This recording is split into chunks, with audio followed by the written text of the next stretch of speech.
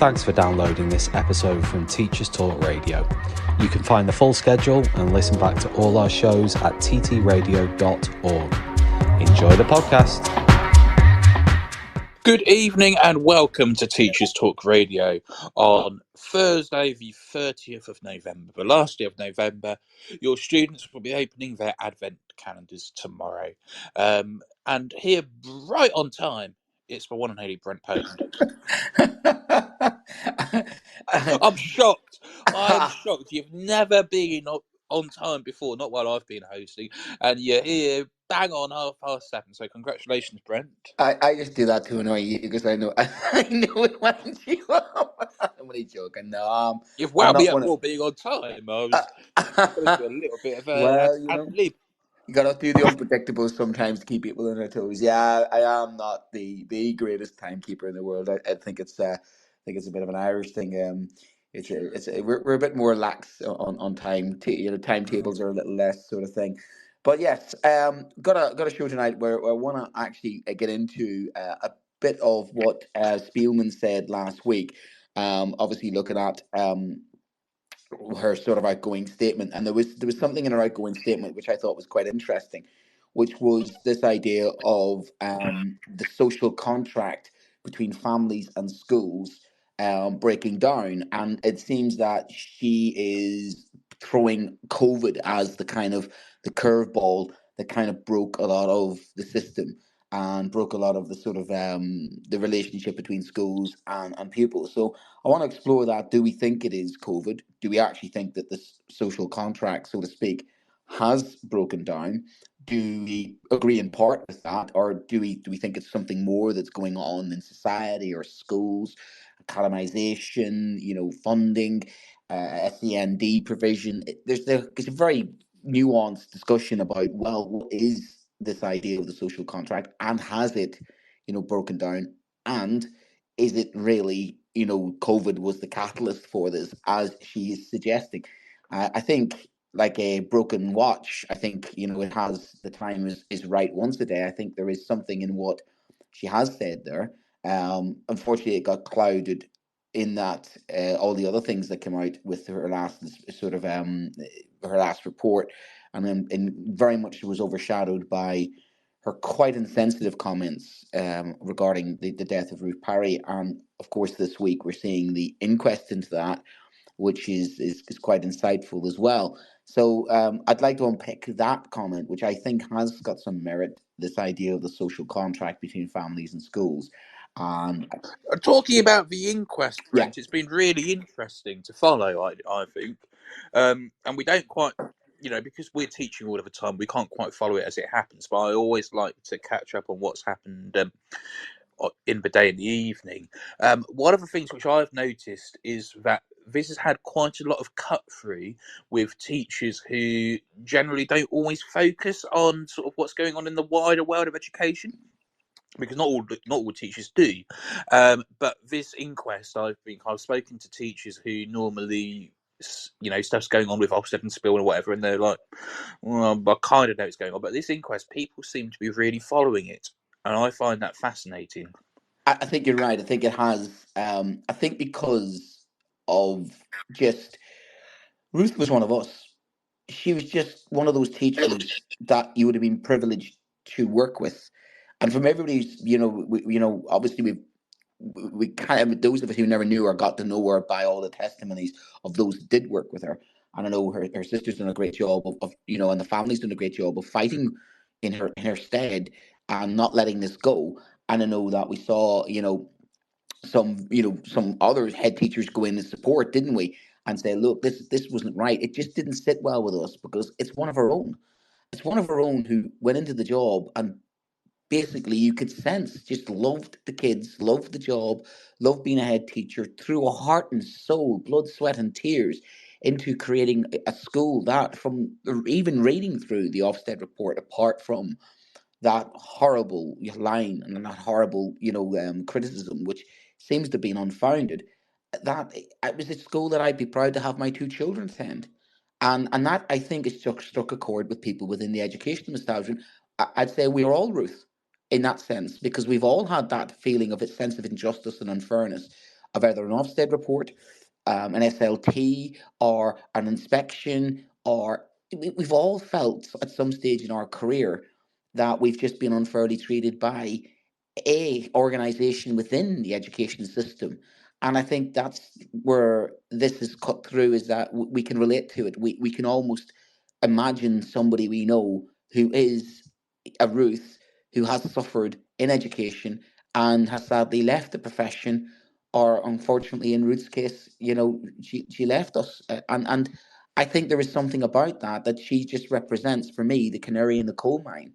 And I think that's what it is. I think it's just that she is just an ordinary, everyday, head teacher doing her best for her kids, giving of herself. And and unfortunately, she wasn't. The Ofsted report didn't treat her right. And I think her family and those of us who fought for her are completely vindicated by what's coming out in the inquest. I'm not saying I told you so, but it is starting to vindicate those that haven't let it go. And that makes the comment by Spielman, that horrible comment that it has been used by people to almost score points. And I think that is very wrong, because all we want, the people like us still in education, is we just want a better education system and a fairer way of being judged. And that's what it is. So I think it struck a chord. You're right. It has cut through, and it has gotten more notice than most of the background it usually gets. I think Spielman has sort of positioned herself over the last 7 years as being against teachers rather than with teachers. And she sort of sees teachers, and particularly school leaders, as sort of thorns in the mission of Ofsted, rather than as professionals and colleagues to work alongside. And I think part of that reason is because Spielman's never taught. Yes, she's been on a school's leadership team in the past, but not in any teaching capacity. She's never led a school. She's never sat in shoes, and you see that a lot with her talk. She says, when she talks on the radio and things, because she says, well, every single Ofsted inspector's been a leader for 5 years. So it's like, well, actually, quite a lot of your Ofsted inspectors, Amanda, have never been in a senior leadership position. They've only ever held middle leadership positions. And so how can they possibly understand what's going through the mind of a head teacher during an Ofsted inspection if they've never sat in the chair themselves? And that's something that Sam Stickman talks about quite a lot as well when he talks about Ofsted. And the fact that Spielman's never been a teacher, never been a leader, means that she cannot possibly understand what goes through the minds of teachers and leaders during an Ofsted inspection, and therefore it allows her to position herself as this sort of regulator. We're not going to help schools improve. We're just going to turn up and tell them that they're inadequate. And I think there has been quite a lot of good with Ofsted, particularly with a new framework, which allows schools to actually, focus much more on curriculum and what it is they're actually teaching, and stop some schools from gaming the system as much. But when we actually look at what Spielman's legacy is going to be, Ruth Perry is going to be quite a sizable chapter. I think you're right. I think that she may try and change history on that, but the fact of the matter, on her watch, her organization is much reviled.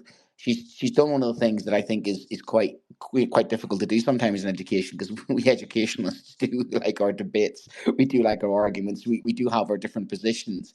What she seems to have done is unite the teaching profession, ironically, against her organization. And that's I think you're correct in the adversarial nature of how Ofsted was almost like the secret police. I often refer to them as the Stasi. We're going to get a visit from the secret police. Big Brother is watching you. And it was that kind of mantra of, we can't be trusted. We've got to check up on these people. We've got to keep an eye on you. And that's how it felt. It felt that you are being judged. And even the judgment itself comes down to a horrible statement of inadequate. And even that starts to become, I'm in an inadequate school. I'm an inadequate teacher. I'm an inadequate head teacher. Our kids are inadequate. It's horrible labeling of either teachers, their children, their community, and their organizations. Sometimes it's just horrible, horrible, horrible. And I think that's led to. Talking of horrible things, did you know that Ofsted can now pause an inspection if they're worried about the well-being of a head teacher or senior leader? Because it turns out, according to this inquest this week, that you can, and Ofsted can, but literally nobody, including the inspectors delivering the inspection, knew that this was a thing. So excuse me, you could kind of, you could I didn't know that. No, I didn't. I'm not And accusing anybody of making anything up here on Ofsted's side, but I think we've had quite a few fascinating things from the inquest so far. We can't talk too much about it because it's ongoing, and we'll be able to talk about it more next week. Is it next week or week after when the report is published? correct. But But we can report what has been reported, and one of the interesting sort of tidbits that came out was her husband, and he went as far as saying that he believed the inspector, so an inspector, was a bully with an agenda, and that came from Ruth Parry's husband, who basically said that she'd been rated outstanding, but had not been re-inspected as a result, and he felt that she was powerless and accused the inspector of being denial. Mr. Perry also told her colleagues that she had thought about taking her own life during the weekend after the inspection. Oh, God bless her. The lead inspector agreed that he had not followed up on concerns for Perry's well-being with the school governors, but had told the inquest I had a very good understanding of mental health. So there were signs there that she was struggling. There were signs there. Ofsted, it seems, were aware that the impact that their judgment was having on her. And I be honest with you, I think they failed in their duty of care for her. I think they have more, and that's a judgment that obviously that has to be made in some aspects because the thing is, are they responsible? At what level are they responsible for Ruth? And that is what the inquiry has to then come to a judgment on, doesn't it? But here we have the husband and colleagues saying that she felt she was being bullied, well, a which couple of interesting lines from the inquest about the chief inspector, and somebody said here that we got more of a sense of the side of him you'd experience if you were subject to one of his inspections. Firstly, it was pointed out to him that much of his evidence regarding his interpretation of events during the inspection was given as witness testimony, and that this interpretation neither matched his written evidence nor the notes he'd taken during the inspection. And this is a fierce response of, why am I here then if my word is not to be believed? And similarly, when he was facing questions from the crowd-funded lawyer of the family about his unpleasant and mocking tone, about how he'd shut down discussion by raising his hands in a stop gesture, um, oof, he replied, when it was suggested to him that his behaviour meant staff were unlikely to approach him to seek some respite for Ruth Perry, he snapped back that nobody complained and further asserted that Reading Borough Council wouldn't hire him for training if he wasn't personable. oof. The finger across that's oh that's that's just got me going. That has. I'm here, and this has been reported. Ofsted is not responsible for the welfare of Ruth Perry, the head teacher who unfortunately took her own life, according to a senior officer. Um, the National Director for Education at Ofsted said actual responsibility for the welfare of the head teacher sits with others, such as the local authority and the governing body for the local authority run school. However, Ofsted does feel a responsibility to reduce stress and anxiety around inspections. When Ofsted trains inspectors, he said, we talk about how to manage the inspection in a way which reduces stress and where people are getting anxious, how you manage those situations. He added, Mrs. Perry's family's claims that her suicide was a result of Ofsted planning to downgrade her school rating was not true, and the inspection found it to be a good school in every other category except leadership and management. Her sisters called the process a complete injustice. So there we have members of Ofsted defending themselves, saying it's not us, it's not our responsibility. It's the responsibility of the governors of the school, the responsibility of the local authority, and that's basically shirking, I believe, their actual responsibility for this, and that is at the heart of it.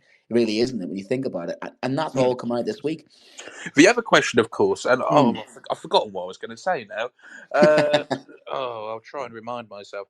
What were we saying? So, is Ofsted responsible for a teacher's well-being? Well, yeah, but Ofsted sort of abdicates responsibility for everything. It's not responsible for improving schools, only evaluating them. Teachers' well-being is somebody else responsible for that.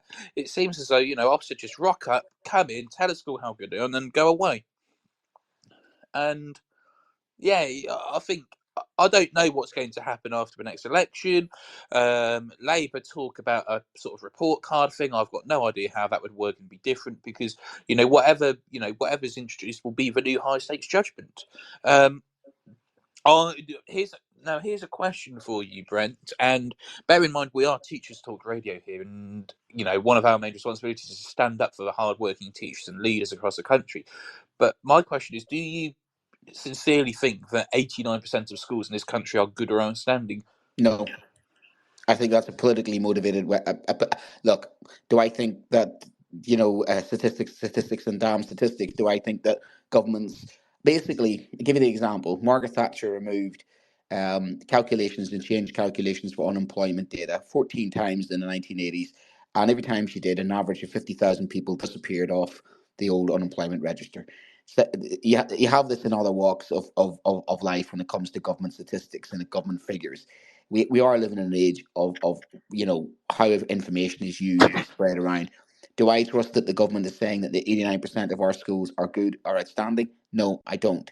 Do I think that they using certain tools to say, look at us, we under the last government, X amount of schools were rated as, I'm sorry, but ceteris paribus, all things being equal, all things are definitely not equal. Funding's not equal, schools are not equal, and you cannot compare schools over time because honestly, I've worked 20 years in education and I don't see the direction of travel is getting more positive. No. But that's the problem is this is just spin statistics and again using a measurement of same as league tables. You know yourself, league tables can be gained, data between schools can be gained. I think we need to get away from these comparisons, even regionals. What the students get in different regions is hard to compare, never mind. We have schools in the same postcode that sometimes it's hard to compare when you've got completely different intakes and completely different backgrounds. So that's why I don't like that. Again, I don't like that idea that even when people say this is a good school, this is an outstanding school, I don't think that works because in one way it might be, in other ways it might not be. And I think that in itself, the judgment of a school should always be, for me, is exactly what the type of school that ironically Ruth Parry had created, and that was loving, affectionate, compassionate. Kids want to go to school, kids love the school, they love their teachers. You read all those comments and you read that community and you say that's what a school should be, at the center of a community, part of a community, affectionately thought of by the community, which links into what my theme tonight is. That social contract is strong between the school and its community. And Ofsted did not actually say that a school which is outstanding for its community, doing everything you'd want a school to do for that community. For me, that's an outstanding school, and you wouldn't need an Ofsted inspection to know that. The people who I've spoken to, the people you've heard talk about the school, actually says that. Even the Ofsted report says that. But how could they come to that judgment? That the parents themselves would have judged the school as outstanding. The teachers would have judged the school as outstanding. The children themselves were saying all of that evidence is saying it. But then, through what reason, whatever agenda was there to downgrade that school, that's what was being played. It's felt like it does feel in some Ofsted inspections that some schools are just going to be failed. Because well, this leads on to my next question, which I've just remembered now, because what we've learned from the inquest is there is considerable pressure put by the duty HMIs at Ofsted to give that inadequate judgment and deem safeguarding to be ineffective, because the line from the inspectors who are actually in the school was that they wanted to say that essentially that safeguarding was borderline effective. And in times like that, you've got to take the benefit of the doubt. Do you think, and I don't think anybody from Ofsted's going to listen to this because I don't want to get sued, do you think that there is a deliberate campaign by Ofsted, basically instructed by the government, to take schools like Caversham that are local authority controlled and give them an inadequate judgment so that they can fulfil their dream of all schools in an academy trained by 2030? Absolutely. I think when you look at the timing and you look at the government dropped that as a policy officially. They dropped that they wanted every school to be an academy by 2030, but they still said they desired the school being local authority.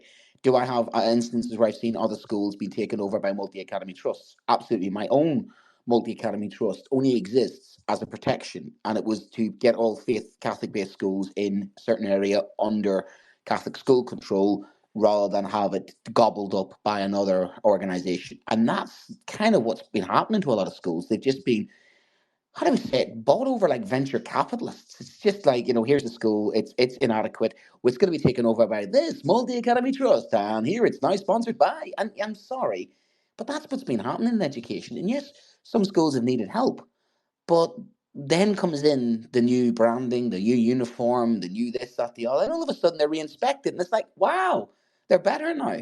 And I do think a lot of this Ofsted agenda has been used to secretly, let's be honest, privatize education, because education is practically semi-privatized. Where's the accountability of local authority control? And that's the thing. It's interesting because my own daughter's school is in local authority control, and I would be at that school gates, chaining myself to a school gate if I had to, if they even touched it. If they went anywhere near my daughter's school and some organization wanted to take it over, I am out there. I tell you, I wouldn't be the only one. There's a lot of parents would feel very strongly. It works. It's a good little school. It's under local authority control. It's fine. If it's not broke, don't fix it. That school, Ruth Private School, was fine. If it wasn't broke, it didn't need fixing. It was absolutely doing the job from every indicator you can see there. And there's no other reason whatsoever that is logical or rational to explain why Ofsted will go in there and fail it on a technicality. It's like they were looking for something. Yeah. It's like they went in to look for something, found a little bit of dirt under the fingernails, and then they used that. They weaponized that. And that's what it feels like. And I would say if you spoke to a lot of individuals up and down the country, they've probably seen that type of takeover, because that's what it is. It feels like a company takeover, doesn't it? When you think of it from that rational term of this school was now under local authority control, now it's under the control of boom. And I think that is a philosophical agenda of free market capitalization and liberal economics of we don't want schools to be responsible, and we don't want local authorities to be responsible for schools. We want schools to be businesses. And I'm sorry, schools have become more business orientated. Oh, massively. I should say at this point, because we don't want to get sued, but Ofsted will, of course, deny that it has any role, that it's been instructed by the government to make local authority schools inadequate so they can be made into an academy. And of course, we have no proof to suggest, we have no hard, solid evidence to suggest that. All we do as teachers, we do this all the time, is we look at patterns and we make hypotheses. And that's all we're doing here. So there's no hard proof, and Ofsted will, of course, deny it. And of course, we can't say for certain that this is going on. It's only a hunch. You'd make a good lawyer, you would. Oh, I'd be a great lawyer. I'd love it. Well, politics and history, qualifications do end up going in. It's been so good to teach. I was off sick yesterday. Awful headache, and just felt like I was going to be sick every 30 minutes. But what I was able to do yesterday, which is something I've not been able to do for a long, long time, is sit at home on the sofa and watch Prime Minister's Questions. And I just thought to myself, if I was in Starmer's shoes, I'd be having a whale of a time. I'll just be, I feel as though he really enjoyed it yesterday.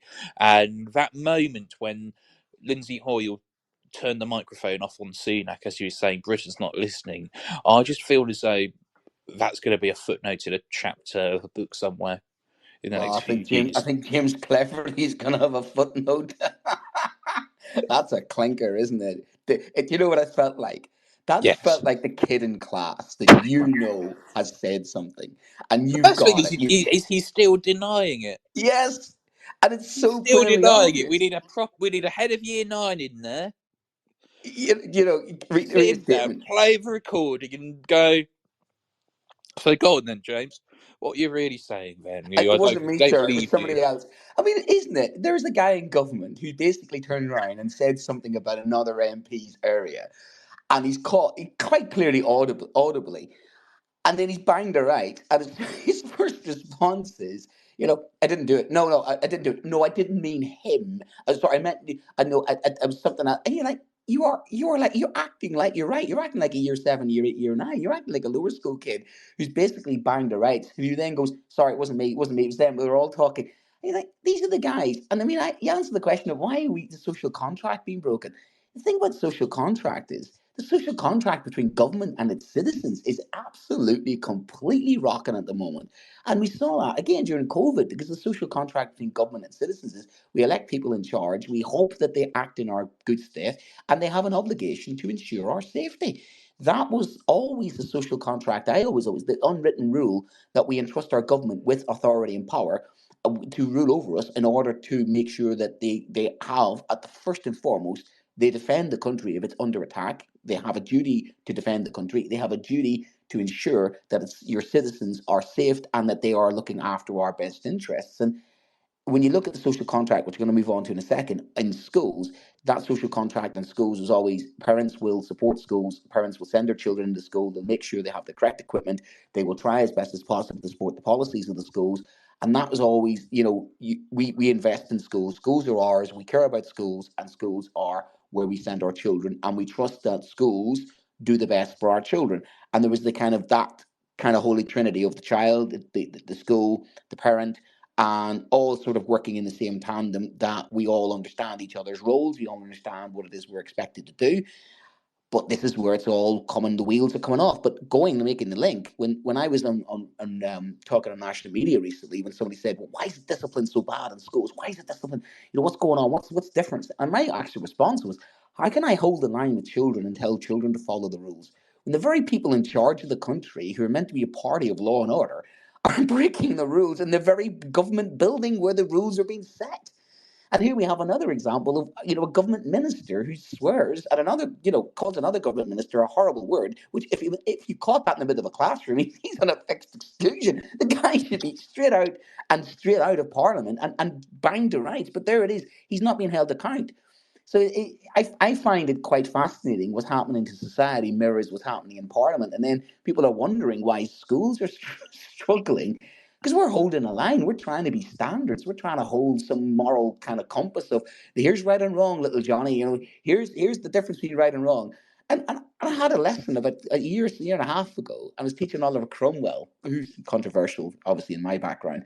And I tried to balance it out, hero and villain, good things, bad things. He banned Christmas, hey, but he still led the Model Army, and he created an absolutely fantastic army. He was brave.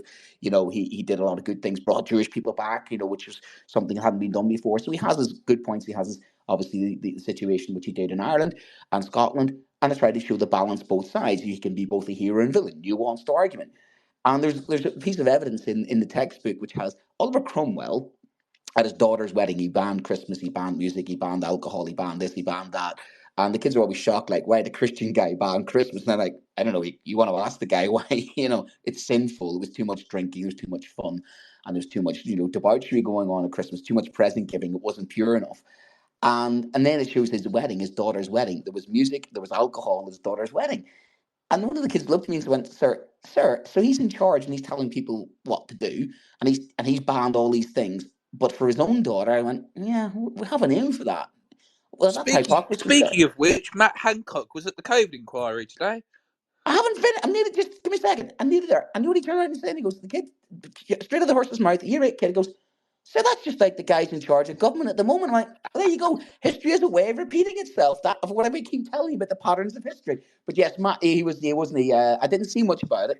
But what was he? Well, he says he first told Boris Johnson to lock down on the 13th of March, and I can't remember whether he was asked, well, there's no evidence that you did this, and he's like, oh no, I definitely did. I was like, oh, they're like, all right, and yeah, don't believe you, but we'll carry on. Well, that's when the Republic of Ireland was locked down. I remember thinking at the time, going, why are the schools in the Republic of Ireland locked down a week earlier? And it was the strangest week in my teaching career, because all of a sudden, the kids were starting to, there was a filtering down of some kids were then, parents were saying, I'm keeping you off. There was a kind of like a strange, eerie feeling to school where you're running like a ghost sort of school. And it was so plainly obvious we were coming close to the end, because well, then you would get staff members sneeze, you like get tested, off you go. So we were down to a skeleton crew members of staff, because we'd already sent some home who we suspected may have had it. So we were being playing safe on that, and our attendance went down. And even before that announcement, the schools are finally closed. It was quite surreal watching it happen. I felt like in slow motion, and it was like, why are we still open? Why are we still going on here? And it was just strange watching Italy and Spain and all these other people. They were locked down in their rooms and locked down in their cities. And that was a proper lockdown. That was not like, yeah, go out for a walk lockdown. That was literally. So it is interesting looking back on those periods, and it goes to Anne Spellman, which I'll come to in a second. We need to do our sponsor. Let's do that then. So this show is of course brought to you by John Cat Educational, who like emailing me now. They must know who I am. And they publish professional development books and resources to support great teaching and learning in schools from here and also around the world. So please check out their latest releases. They have lots of good stuff for Christmas, since we're coming up to Christmas. And if you've got teacher friends, then obviously a good John Cat book would be really good for them. You can also use our code, which is JCTTR 2324. So that's JCTTR 2324, and you get yourself 20% off your order. So please don't miss out. And that's johncatbookshop.com. And you get their full range of titles. And it's really fascinating, actually, that just such a broad range of literature that they have for every sort of taste, every subject, and every sort of bit of CPD. Second bit of CPD is you could also join myself and Tom and the rest of the crew at Teacher Talk Radio. Join the hive mind. You will be assimilated. And to give you a bit of shout out, Tom, actually, I did think of you today. This is going to sound like a bit of a bromance, but actually one of your shows. And you like this. I was doing a PHSE lesson on gambling. And of course, I thought, right, gambling, let's get to the loot box thing. And in the middle of that was didn't even mention about the loot boxes. So I was curious and asked the year eights it was, okay, so who does a bit of gambling? And they were like, we don't do betting and all the rest of it. I says, you do. And I says, right, who's been doing some loot boxes recently? And I says, what games are you playing? FA24, Grand Theft Auto. Some of the kids are playing. I'm like, that's like 9 years old. You were nappies when that came out. But they're still, playing Grand Theft Auto. What else was Fortnite? Massive amount of Fortniters.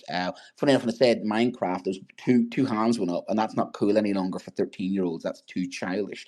So there's only two kids playing Minecraft, and they looked at each other as if like, yeah, we're still in Minecraft zone. Yeah, it's not Minecraft these days. It's Roblox. If you're really young. Big time, and that was massively popular. Fortnite was just the outright winner. But what was interesting is one of the boys just piped in and he says, have you recently purchased any loot boxes or any items online in your online gaming when you've had to upgrade, when you've had to buy a next level character? And this fella just piped in. He says, "Yeah, I spent 20 quid last night." I says, "What did you spend 20 quid?" And he says, "Oh, I got messy." And he just went through it's like I'd asked him what he was getting for Christmas. I asked like a 6-year-old what Santa's bringing, and his face just lit up like Christmas when he was describing to me all the things he got. Did you get any rare ones? Oh, yeah, I got a rare messy. Yeah, I got the one I really needed. I'm like, got the one I really needed. How long were you spending last night gaming? 6 hours. Okay, where'd you get 20 quid from? I did some gardening for my grandfather. So this is your chore money. So this is your chore money you earned from your grandfather while working in the cold and the wet at the weekend. So he's out gardening for his grandfather the weekend, got 20 quid. And the first thing he does with it is literally gambles it for loot boxes. And what's interesting is some of the kids admitted, this is good feedback for you, Tom, for your show, which I think absolutely nailed it. Some of these kids are spending hundreds of pounds. Literally. And I was like, where are you getting the money from? And there's sort of guilty looks of like, are you telling your parents where you're getting the money? And it was plainly obvious. I don't think some of the parents know that the kids are doing this, that they're just giving them a few quid, and the kid is like, oh, I need it for that game. So one of the kids even confessed to me, he says, I was telling my parents I was buying a new game. Did you buy the new game? No, I was spending 50 quid on loot boxes. So here's the child lying to their parents. And I'm thinking, look, I've got a lot of paperwork to fill in. There's going to be a lot of my concerns by the end of this. But was really definitely. interesting. If you listen to what Brent just said there, and your kids in your school are doing it, please do report it to your safeguarding lead, because it is a safeguarding concern. Absolutely. So that was a lot of paperwork I had to do at the end of the day when I was noting down who said what, and equally it was insightful. But what I'm saying is that your show, your CPD show, actually was the prompt that changed the direction of my lesson. So thanks for that, Tom. Because no, it's a pleasure. It's one of my favourite shows I've done, to be honest. And if you can catch up on that, it's called "Why is Financial Education Important?" Part 1, and that's available on our listen back page at ttradio.org/listen back. In other exciting news, Brent. Unless if you've been living under a rock, you won't know that Teachers Talk Radio has had 1 million downloads. 1 million downloads. That sounds like Austin Powers. 1 million downloads. I love that. 1 million downloads. How 1 long has it million been going? downloads, How long incredible. have we been going? How long have we been going? 2 years, 3 years? Nearly 3, not quite 3 years yet. So yeah, 1 million is really good, and it's really stepped up in November. I think we've had 30,000 downloads in the last month, which is really strong. So yeah, we're in an exceptionally good position. And of course, if you want to host with Teachers Talk Radio and help us get even more downloads, you can drop us a DM on our X account at TT Radio Official, or you can drop us a line via email. I think it's info@ttradio.org, or you can fill out the contact form on our website as well. We really want to hear from teachers who want to host on Teachers Talk Radio, because this whole organisation is run by teachers for teachers. Brent's a full-time teacher. I'm a full-time teacher. Got a load of full-time teachers in here. Paul Hazard is in here. He's hosting at 9 p.m. Paul's got a great show on at 9 p.m, by the way, in just under an hour's time. He's going to be talking about teaching in war-torn Kyiv. So that is going to be... No. That's going to be a good one. But That's going to be a great show. We're doing the rounds. We did last week, which was Lucy's, which was absolutely stonking, was Afghanistan, and the teachers are left behind. That was Joe, wasn't it, from the British Council teachers, and that was brilliant. I mean, as somebody who teaches the Middle East and obviously Iraq and Afghanistan. I think we haven't reflected on that. I think that conflict it's almost been done and dusted and move on. And I don't think lessons have been ironically learned. But it's really shocking to realize that we've heard a lot about the interpreters. We've heard a lot about those that helped, the 20-year, Operation Enduring Freedom, which was Britain and America's sort of trying to help Afghanistan, actually, because they were really, the mission to Afghanistan changed, and one of trying to create a democracy and actually stability in the country, which unfortunately ultimately failed, mainly because the Americans pulled out. But actually, the British end of that was very noble, and the operations that the British did, they were in charge of that operation for quite a few years, until it kind of, unfortunately, I think the way that the Taliban reorganized themselves, coming through Pakistan and coming through other countries, were undermined. But it's really, really hard to hear that you've got people who are trying to educate, and it's like the Malala Yousafzai thing. There's just parts of the world where you just really, really want people to get an education, and I think Paul's show, I'm looking forward to hearing that. I will tune into that, because we've hosted, of course, Ukrainian children. I've hosted children who've fled Ukraine and ultimately just returned. And it's interesting, when I've sat down, I took it upon myself to be the kind of integrator of the Ukrainian children, because I honestly, I just felt for them, because I know what it's like to be dealing with some sort of conflict while trying to go through school. And my own school, at 3 occasions, had windows come through because of explosions and stuff, and that's nowhere near the same level of what was happening in Ukraine, or equally, obviously, places like Palestine. But I did sit down with the children from Ukraine and that area, and so how are you feeling and what's going on? Tell us about it. Whether they just needed to offload or have a chat about it.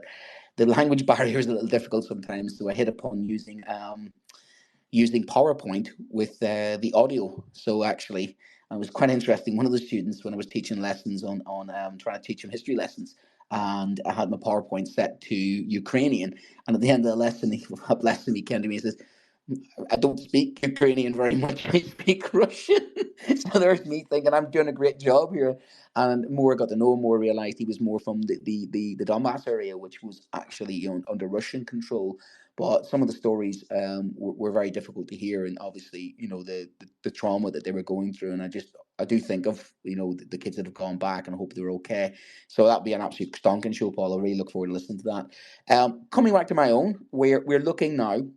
And I want to have this good discussion with any of you guys. Can pipe in, have a chat with us, and see what you think. Whether you agree with Spielman about this fractured social contract between families and schools, because that was the part of her last speech, the part that I didn't mind reading as much as the other parts about, obviously, the Ruth Parry situation. But she has said that lower school attendance, poor behaviour, and friction between parents and schools is as a result of some of the issues that happened during COVID. Her annual report is what she published that, and she said that in the academic year, it suggests that some parents are more increasingly willing to challenge schools on their policies and rules. I think we could agree with that. I'd say it'd be hard pressed to find any of this. You're more than welcome to to disagree, play devil's advocate, more like happy to challenge that. But I think we've established over enough Teacher Talk radio shows and enough sort of understanding that there's definitely more parents willing to challenge schools, school policies, teachers themselves, and actually question what schools are doing. And I think that's kind of part also of this culture war stuff that's happening over sex education and gender, school policies on uniform, haircuts. The local media is always awash with stories of, parent outraged with usual face of kind of like, hard, compo face. I am angry. I am angry with school. I always wonder, somebody's so angry with their school, the first thing they're going to do is go to the local press. That's going to really repair your relationship with your school. Or other side of it, devil's advocate, are they that angry, that desperate, do they feel that they've got no other choice but to? And I always put there's two hats on there. The parent hat of, has the relationship broken down so much? Is the parent correct? You wanna understand why something has created a situation where the child or the parent feels so aggrieved enough that they go to the local authority. And there are times you read the story, which is sometimes clickbaity, school, is doing this to a child. And then you read between the lines, you go, okay, child was expelled. I wonder. And then you start to get the other side of it. You think, oh, now let's get into the actual nitty gritty of it.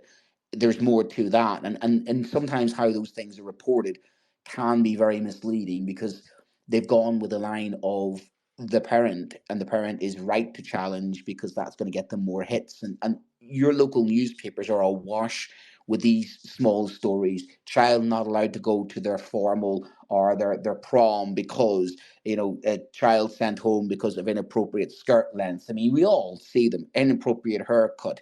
Petty school sends child home because of wrong peak. I mean, I could probably be a writer for these local media stories, because they usually are a certain type that you see, and that's has increased. There's no doubt about it. That's increased. But in our final inspection report, she suggests that there's a troubling shift in attitudes in education since the pandemic. Again, I wouldn't say that's a revelation. I think there has been a shift in attitudes in some aspects. And that shift that she's saying is some parents are falling out of alignment with those of schools. So she's suggesting there is a sort of parents' expectations of schools, parents what they want from schools versus what schools are delivering. There seems to be a kind of divergence away. And that there's less respect for the principle of full-time education across society. So she's making the claim that there is a less sort of respect for the principle of full-time education in society. So is it less important? Is it less valuable? For me, I find this ironic, because I think this is the time when we need education more. We're in a cost of living crisis.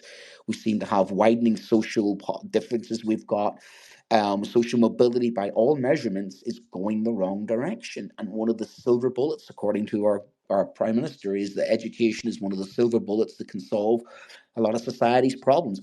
I speak as someone who grew up in a fractured society, who was a generation of people who got to go to university for free. And one of the reasons why, there is a relative peace in where I am, is where I grew up. It's because there was access to education. There was people able to change their lot in life. And when you have prosperity, when you have hope, when you have education, when you have a good job, when you've got a good life, you're less likely to be on the fringes of society. You're less likely to be involved in criminality. You're less likely to make wrong decisions. And I can't understand why society would want to see education as less respected. Because for me, maybe I'm biased. I am, of course, I am. I work in education. I see the value of it. I am an example itself in the value of education, taking a little working class kid like me from a very disadvantaged background and get me through university. And now, 20 years later, I'm still a teacher.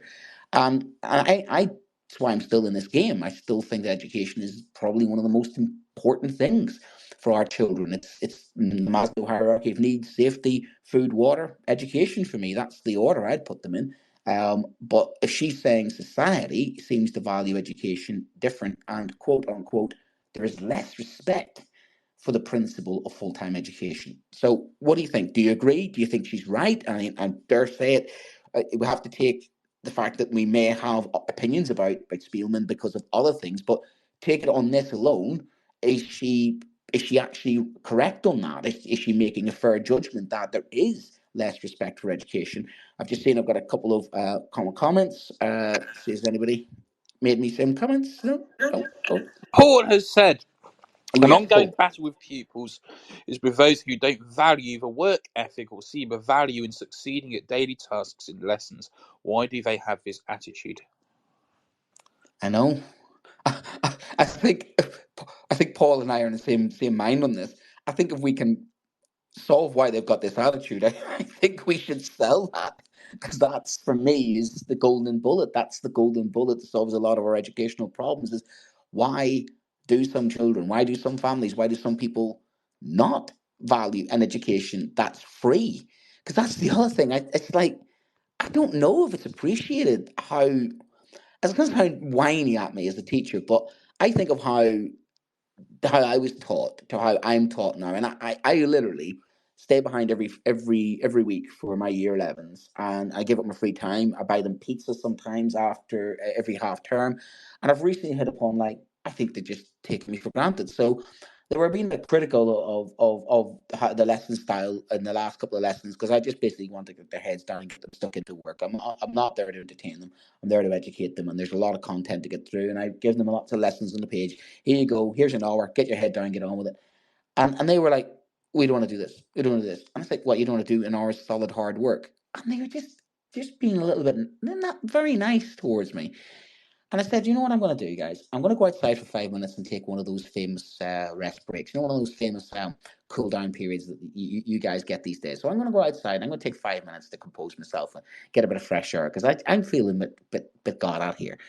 And I came back in and says, right, okay, I'm fine now. So I have a reset. And they started again. And I said, I tell you what, Thursday night, I'm not staying behind after school for you. I'm going to go home and see my children. Is that okay? I'm going to give them a free time. I'll think about it after Christmas. And was interested in how straight away then it was like, oh, no, we didn't. I said, what, do you not realize that we're here? You know, I'm here to do my best I can for you. I work hard to create these resources. I work hard every day. I stay behind 5:30 every night. I have individually tuition sheets. You come to me at any time and ask me for help. I always give it. And I'm like, do you just assume that this is what I do? I'm a dog's body. Am I a piece of chewing gum in the bottom of your shoes? And I just reached that point where I went, you know what? Take a deep breath.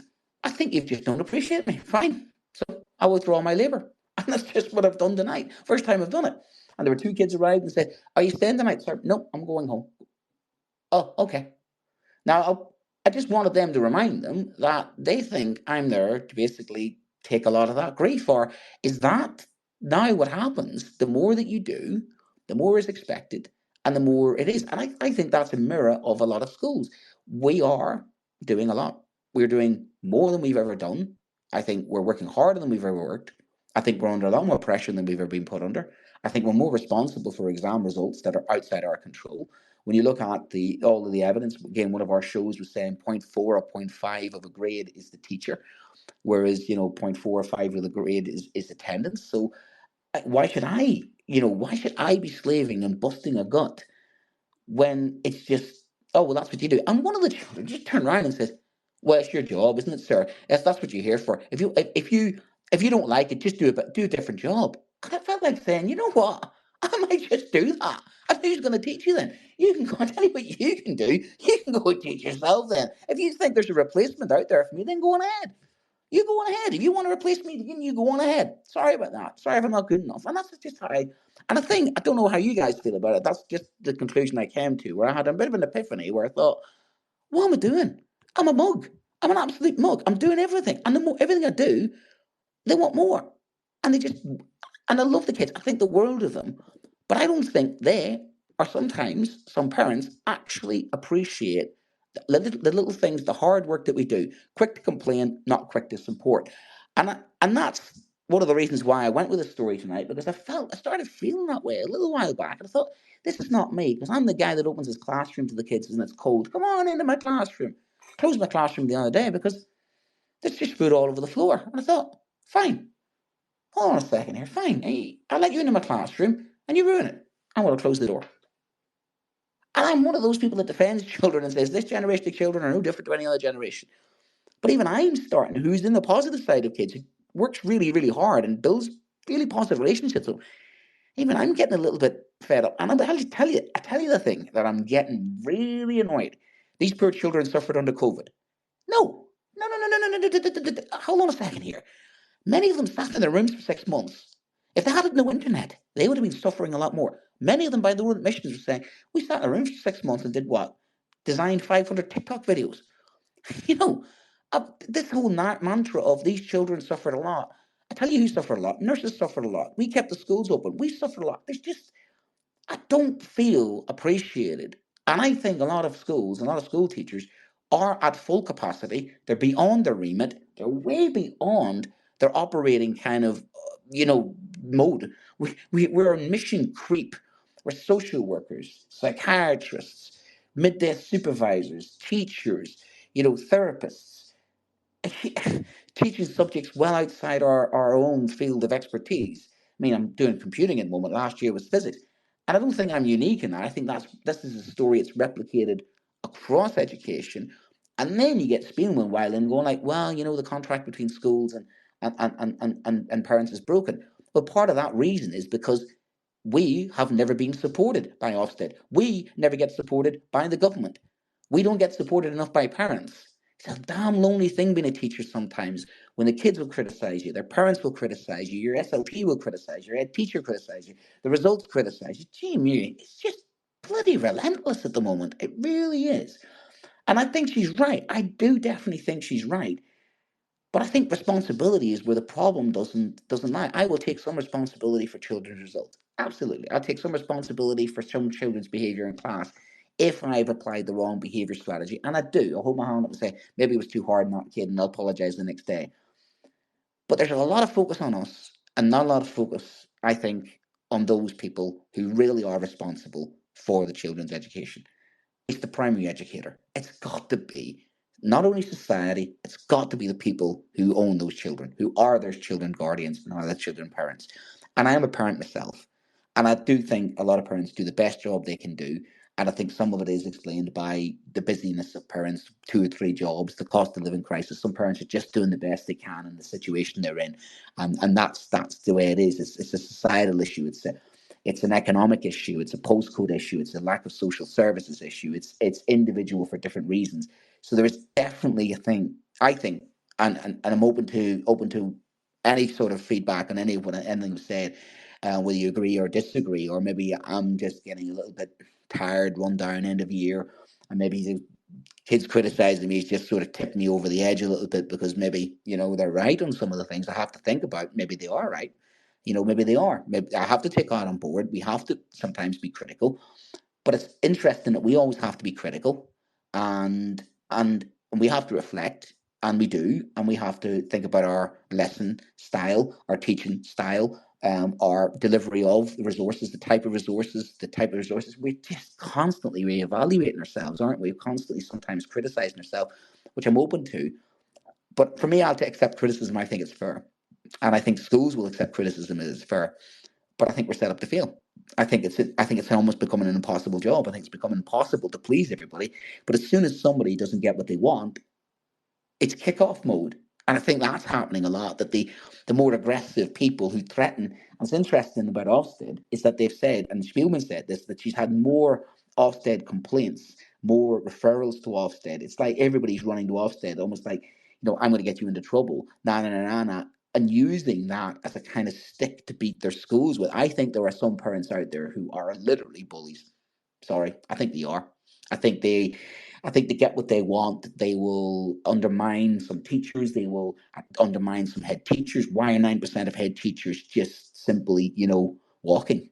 Because they're getting it from their CEO, they're getting it from their own staff, they're getting, the LM team, and God bless those head teachers. They're just getting it from all sides.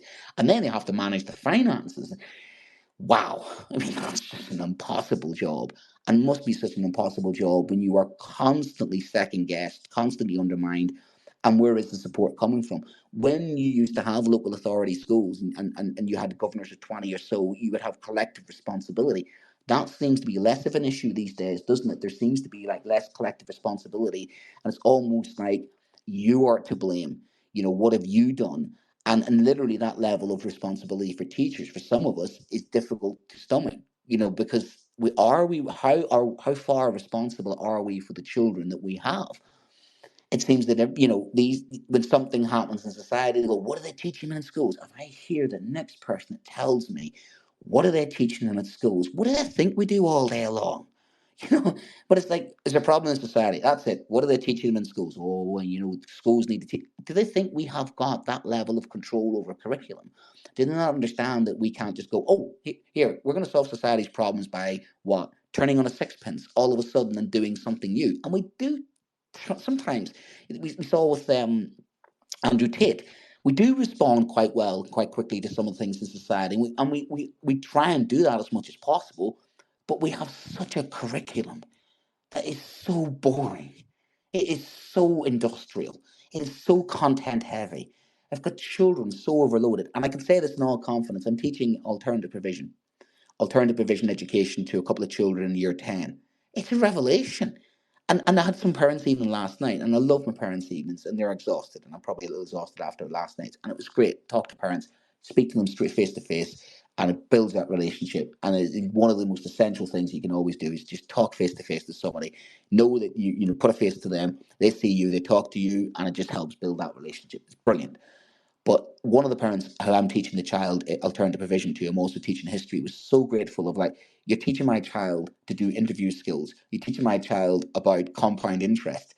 And I've literally, been going, "These are lessons in life. This is how to do an interview, mock interview. This is how to do this." And guess what? The brilliant thing about it is, I don't have a huge amount of marking, and I don't have a huge sort of big sort of curriculum overview. I'm free to teach those children to a certain extent what they need to be taught, what they need to those children's needs. And even better, I don't have a grade at the end of it. And it's just simply, do your coursework and then get all your evidence in, and boom. And it's free. It's absolutely brilliant. I look forward to those lessons because I get to sit. Right. Here's the booklet of things today. Well, I'll tell you what. Let's do some life skills on answering questions. These are closed questions. These are open questions. And literally, I have had so much out of those handful of kids.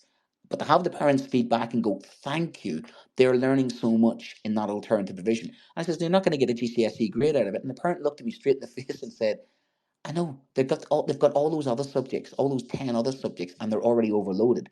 And what they were pleased about was that their child was being taken out of some of the other subjects to take the pressure off them, but actually what they were getting educated in was more valuable, even though it wasn't getting a GCSE grade, because they recognized that their child needs some of the soft skills, teamwork. They need to be able to leave school.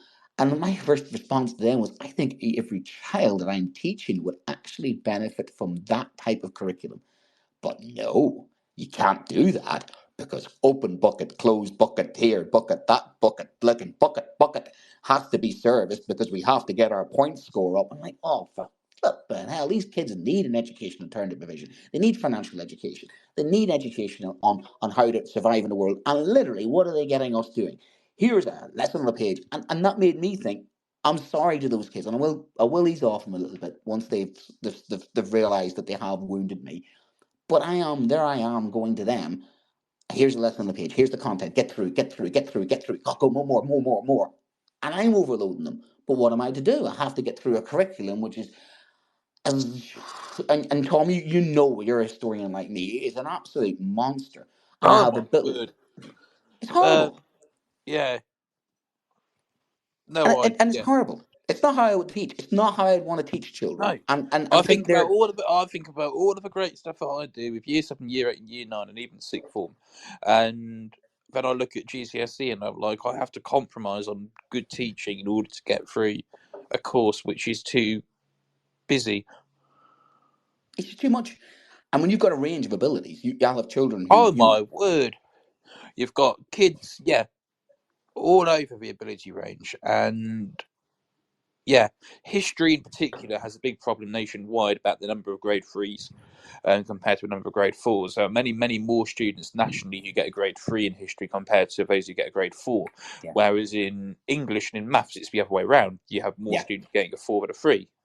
The bell curve doesn't work for history as well. Bell curve does not work. It's got a bit of a slant in it. Anyway, talking about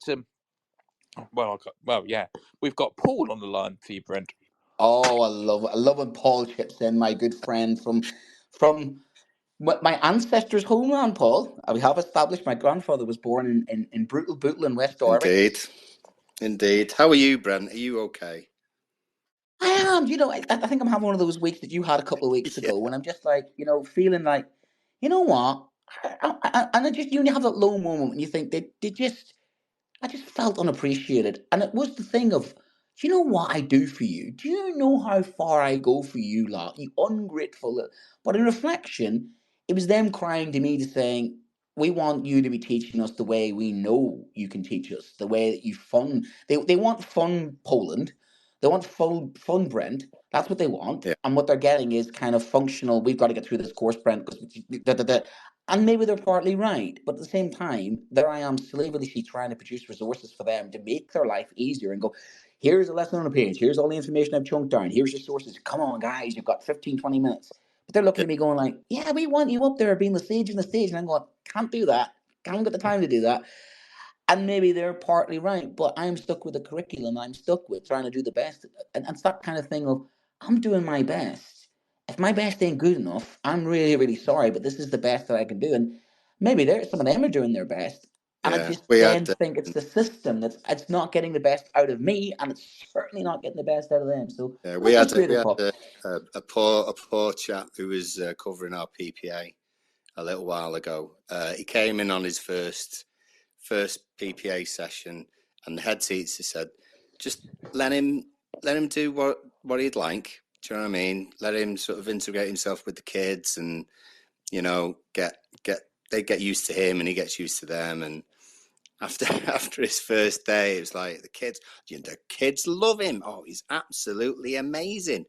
And I said, what did he do with you then? And it was like, oh, we did this game, we did that game, and everything else. The following week, when he came in to do PPA, I said, so how was Sir? How was Sir this week? Oh, he wasn't as good this week. He gave us work to do. And that's what it is. They really don't know what they've got. They really don't know what they got. But I know what you mean about the parent school contract and everything else. There's the unwritten rule, the social contract. Yeah. I mean, it's just we've all got probably so many examples of parents who we've bent over backwards for, who have then kind of thrown it back in our face with a complaint of nothing or things like this. I've got a couple of kids with diabetes in my class, both from sort of year one age, and one of them's dealt with it very well. Polish parents actually just, nope, he'll be fine, just let him do it. At first we were saying, oh well, we've had the training, and no, it's fine, he knows what he's doing, so that's fine, that wasn't a problem. However, we've got another girl who's in the same class and has gone through it a very different way because the parents' attitude towards it is very different. Mum's quite neurotic about it, very worried and everything else, which I can understand partly. But one of our TAs has taken it upon herself to really look after this girl who has a tag or whatever it's called fitted, and this alarm is going off at least 7-8 times a day in lessons, all the time. And basically Mum has coerced this TA into messaging her and letting her know each time what the level is. And I have had a word with the TA and said, you go in, I appreciate how much effort you're putting in and everything else, but you're going far and beyond what is expected. And he said, no, it's fine, I don't mind. However, then the other day, the mum came back at the end of the day when the kids have gone home and complained that the TA hadn't messaged her or hadn't said, like the kid had got home and mum had then gone through another test and said, oh, this level was very high. Why didn't you check and phone me at like 2:45 or something like this? And I just said, that's out of order. She's bending over backwards for you. You know, she's doing all of these but things the for parents' you. point of view, it's like it's expected now. It's like these kids that get picked up by taxi because they're not going to school, and we heard that. Well, what that come from? Oh, it was Gillian Keegan. Head teachers should be out in their cars picking up children. Oh yeah, But that's a good idea. Let's start having head teacher taxi services. well, we're not far off it because we've got a girl who's had a couple of mental health problems, and personally, I think it's stemmed from mum's attitude to her being in school. It's at the point now where our family support worker, who's unbelievable, but again is being taken advantage of, and our secretary as well, are going to this girl's house every morning because a few weeks ago she was struggling to get mum was struggling to get the child into school. They've been every morning for the past 2 weeks to pick up this girl from home and bring her to school.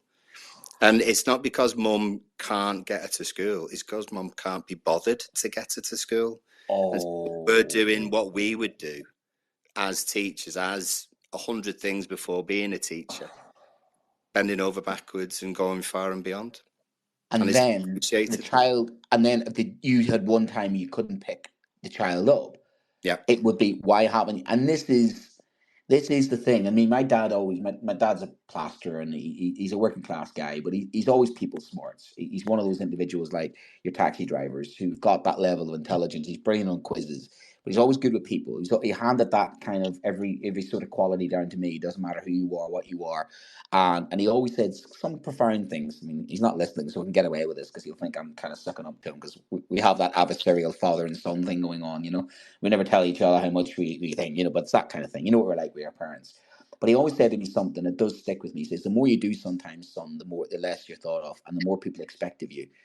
And at the same time, I've always been somebody that does lots of things because I have the opportunities, and this, it's because of them. It was like, if you get the opportunity, son, do as much as possible, help as many people as possible. Because for me, it's the reciprocity. One of my favorite movies of all time, it's a little old movie, is with Kevin Spacey, and it was Pay It Forward.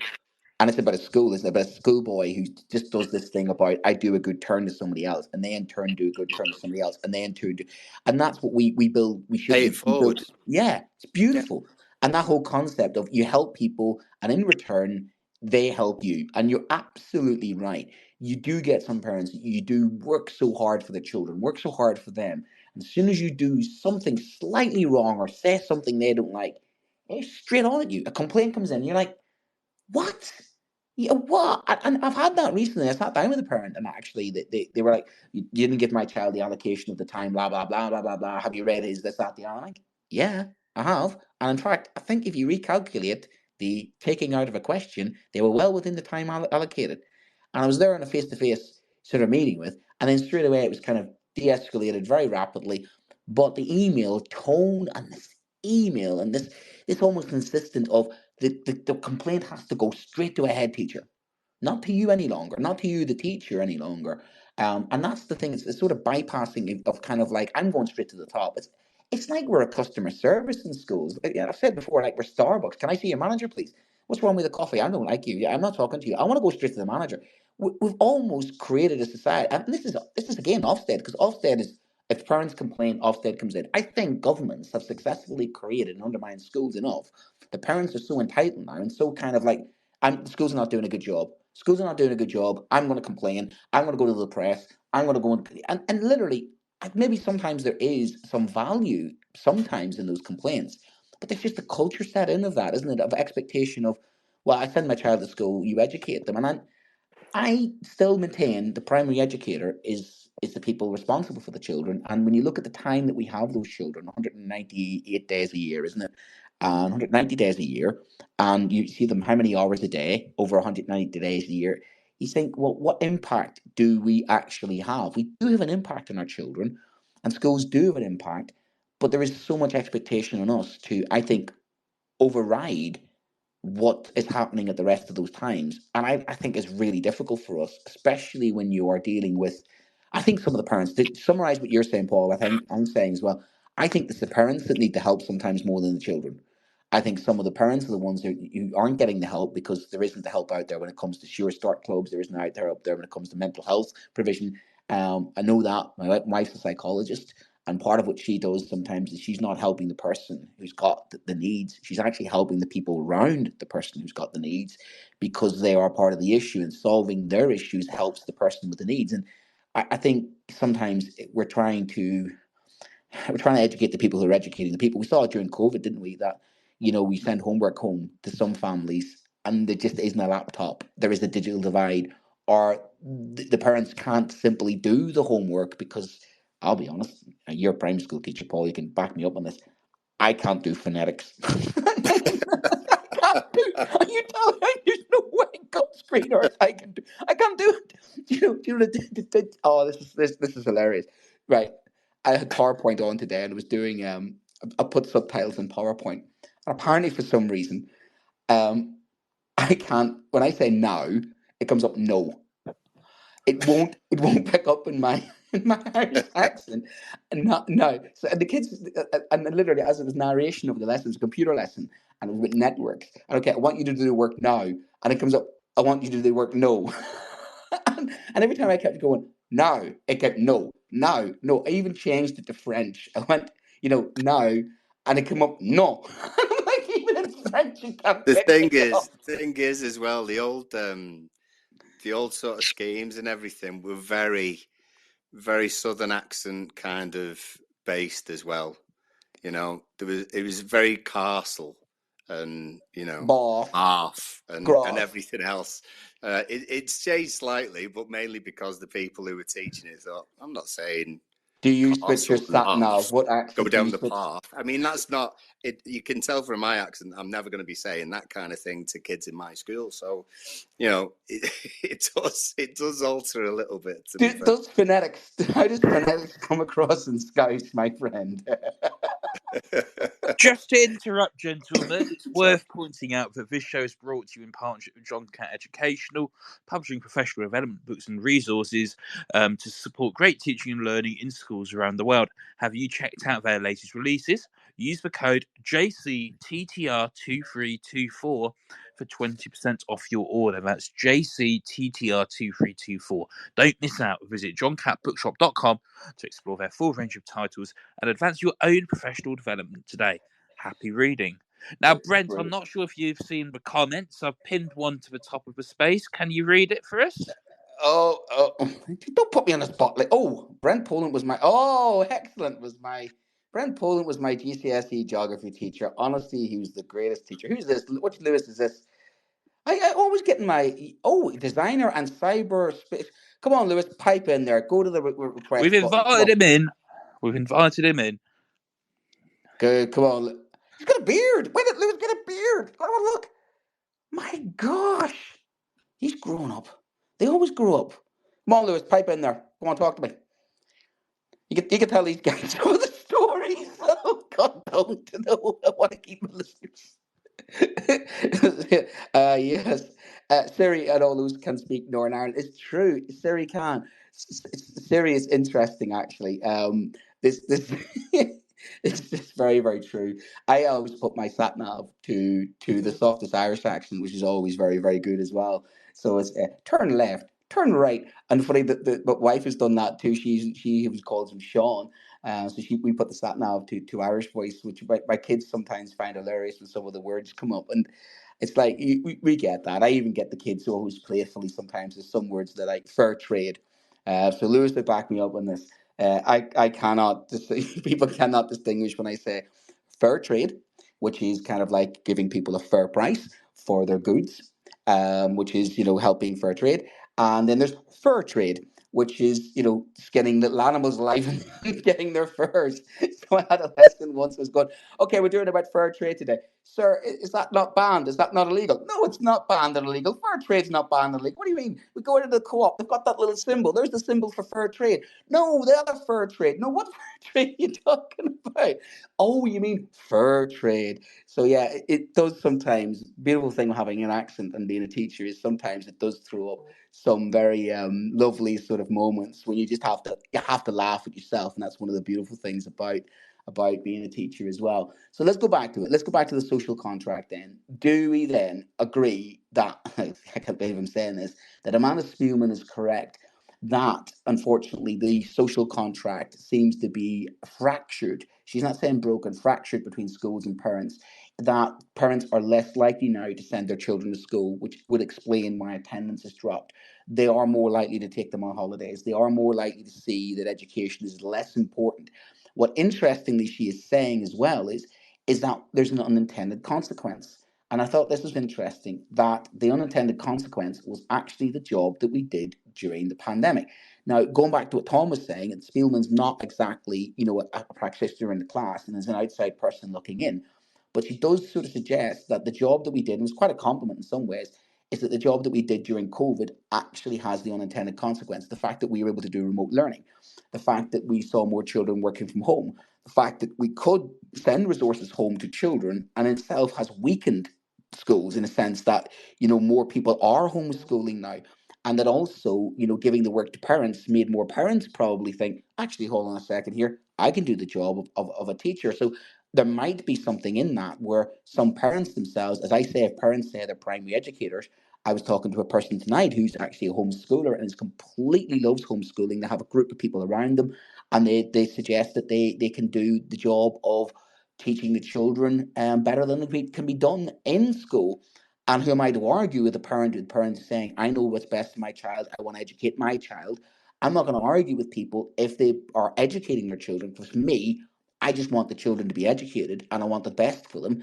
And if a parent is saying that they can do a good job educating their own child, I don't see any problem I have with that, as long as it's not some radical school. Because unfortunately, you've seen that springing up where we have, I think, some of the far right groups, Patriotic Alternative, for instance, on their website. It's quite concerning that they have, here's a form for removing your child from school if your child wants to be removed from school because of the woke agenda.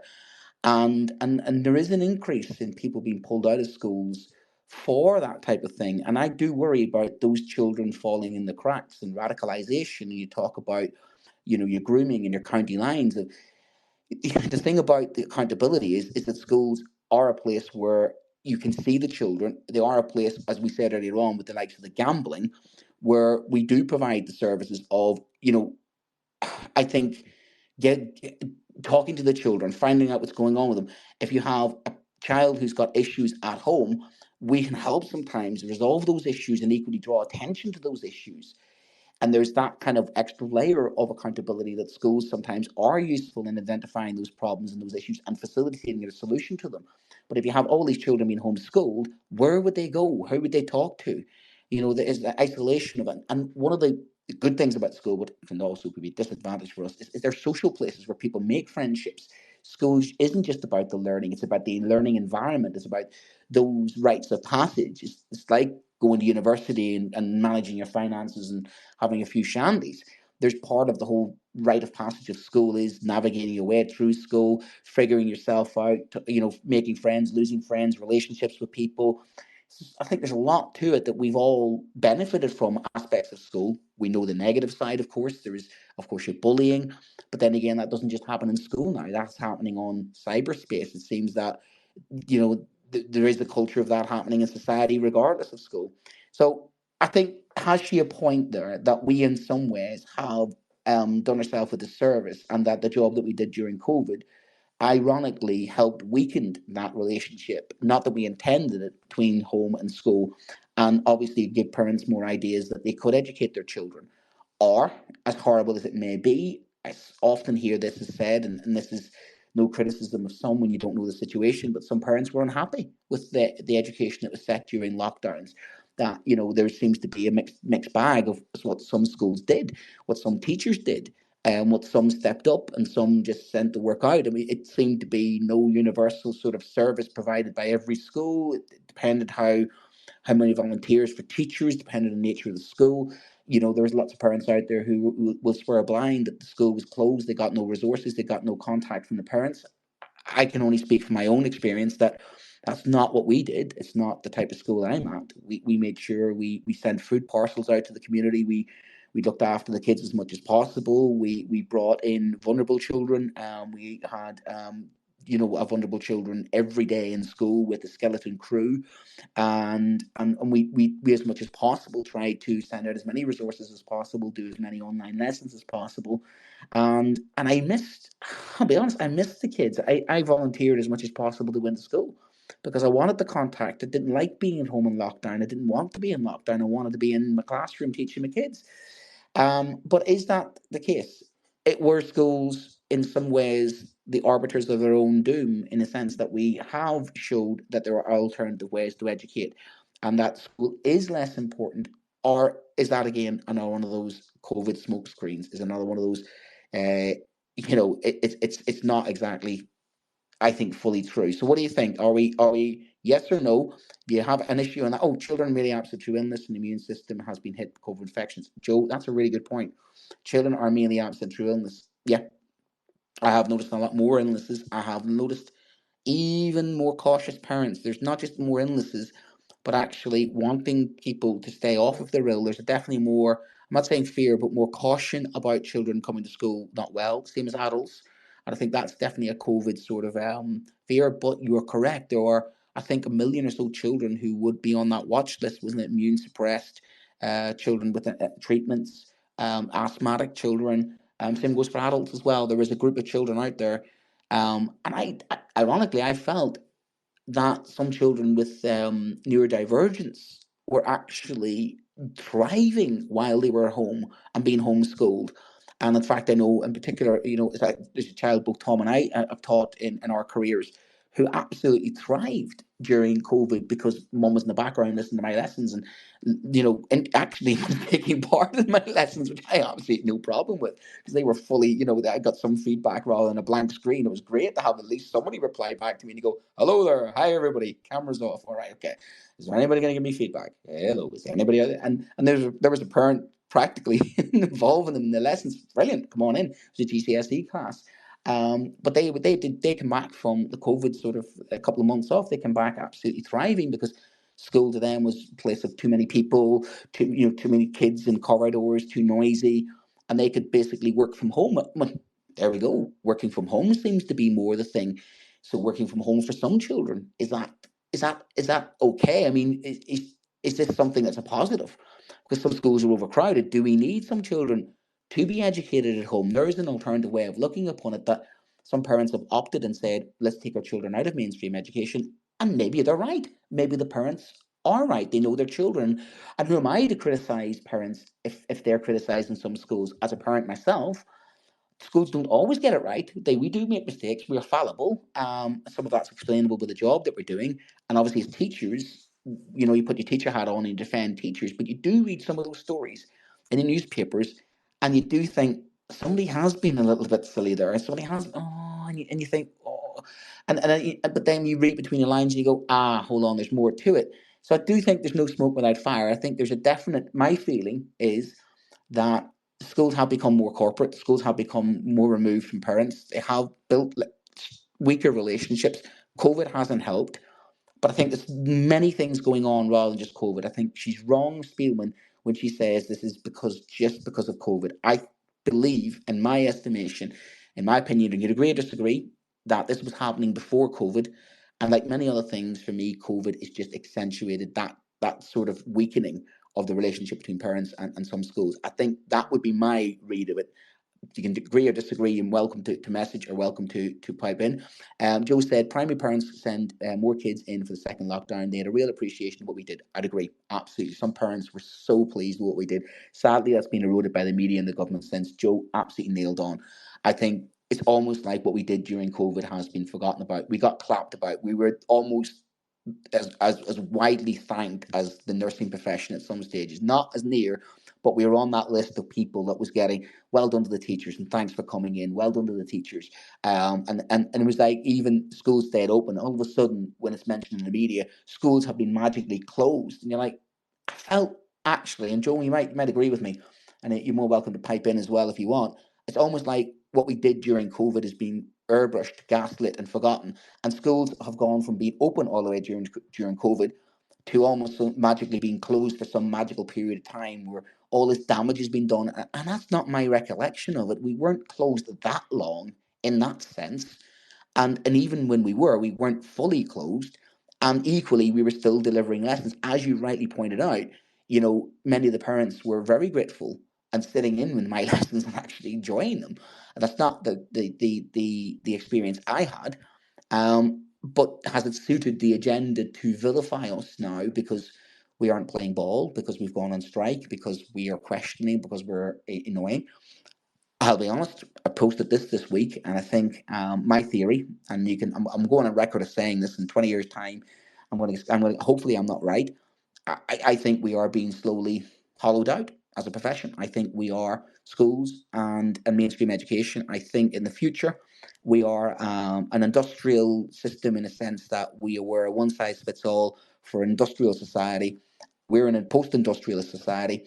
And I think naturally what's happening is it is a progression away from large institutions, the same as large companies. When you look at the future of companies and even employment, I think the way education is done in this country on a large scale is at risk. And I think it's naturally at risk because of the changes in technology and society. And I think COVID is just, for me, it's accelerated that. And maybe that naturally would happen, that our schooling of the past is not going to be the schooling of the future. And what schools are going to be in the future isn't what they are now. So that would happen anyway, because that's happening in society. And we're just in the middle of this and can't see it. But 20 years down the line, we might laugh and say, we used to have classes of 30. What? Kids didn't do this. So is this part of a societal shift, is what I'm saying? Is this going to happen anyway as regards to technology? Because it used to be your teacher was the most intelligent person, one of the most intelligent people you knew. And they were an expert in physics. They were an expert in this. They were an expert in that. There is less of that needed now because you can just simply have the AI, or you can simply have the computer. I used to have the only computers I knew were in school. Now the computers we have in school are not as good as the computers you have at home.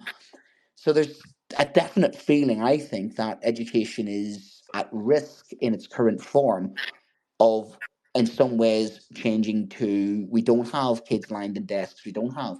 Now, the successful schools in the country would say the opposite to that. They're getting the grades and the results. But what are they producing? Are they producing children who are able to function? Are they happy? Are they going to go off to university and be successful? And how is it going to benefit society? Again, it's down to statistics and damn statistics. So we are Brent, sponsored. you've got just over 3 minutes left. But I was just going to remind myself. Speaker. Yeah. Oh, far away. Who have I got? Let me just change my settings there.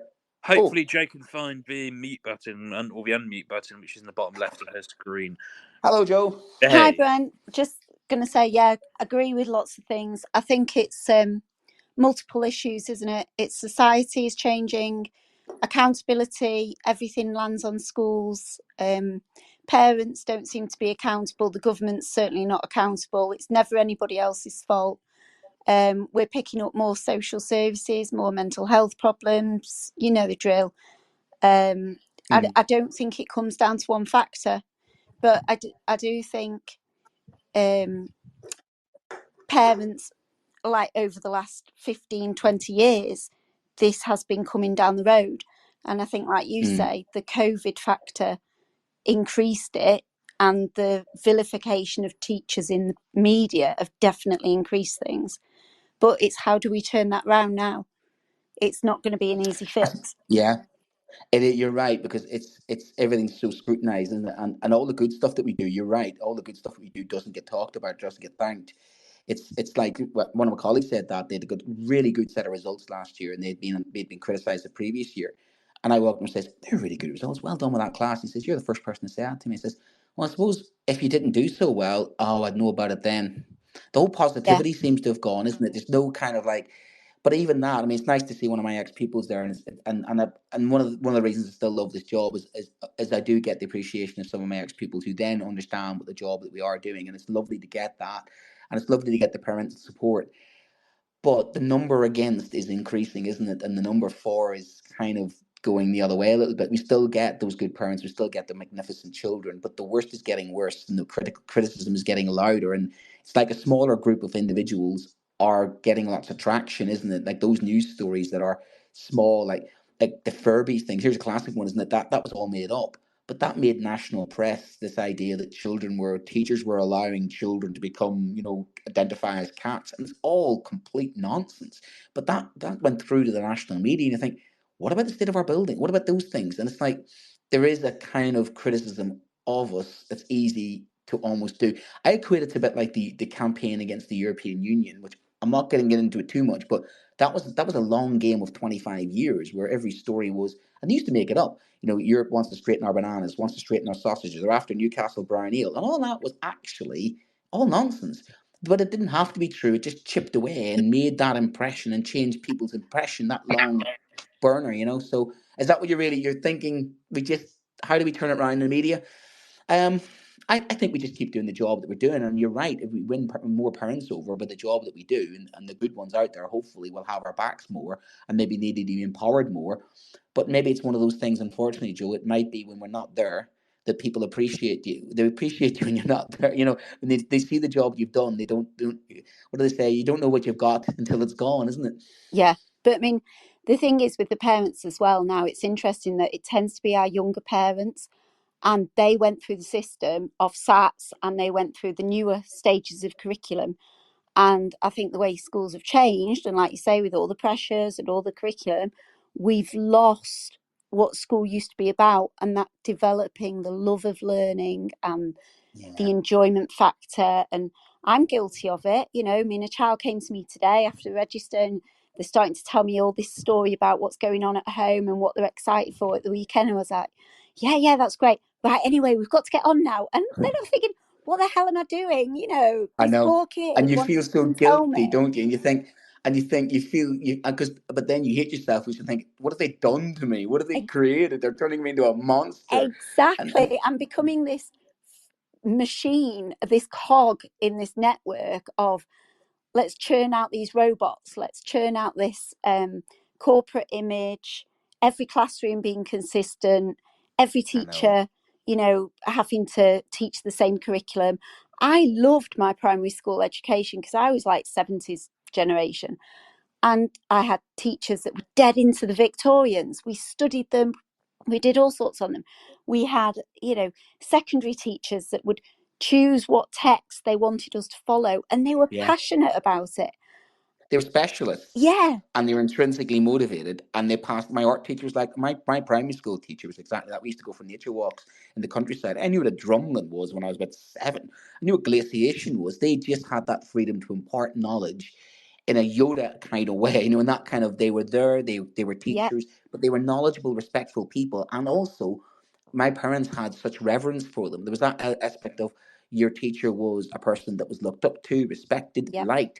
And even when they got something wrong, there was still an element of, all right, fair enough. They were more easy to forgive them because they knew that we were lucky to have them. And in fact, one of my primary school teachers had taught my mum, and that you have that generational thing of the ethos of the school didn't change, the consistency was there.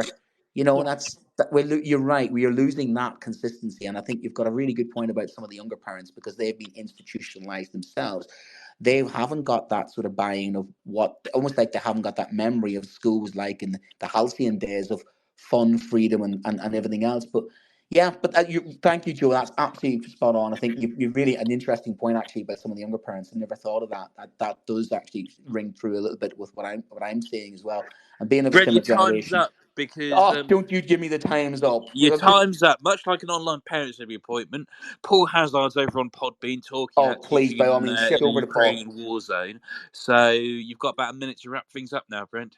But thank you, Joe. I was absolutely spot on, and thank you, Paul, as always, my friend and brother from the land of Scouse, which obviously the other Tom is as well. And thank you, Tom, as well for your contributions. And equally, you can listen back to us on where you get your podcasts. We've got the weekly review coming up on Sunday, which is going to be an absolute stonker as well. And of course, we've got the Poppy tomorrow morning, the good Poppy tomorrow morning. Good listen back on Tom's this week, which is Monday. And of course, I've also mentioned, I think one of the best shows I've heard in ages, which was Lucy's on Afghanistan. And hopefully Paul's will be equally as good. So thank you very much. Thank you, everybody, chipping in. And I'll see you next Thursday when Wingman will be back with me next Thursday as well. And before I go, I'd like to pay homage to It Was Christmas Eve, babe, out in the drunk tank. I'd like to say my homage to the man who passed away today, Shane MacGowan, one of my favourite songwriters of all time. And obviously, I saw him live on many occasions. A poet, a troubled individual, and sadly, I think, unfortunately, it gone too early. But of course, Kirsty MacColl did as well. That's both of them. And hopefully, that song can get to number one because it is a Christmas song in England, but in Ireland, it is not a Christmas song. Much like Die Hard is not a Christmas movie. But I'll leave you on that little humdinger, and it's good night to my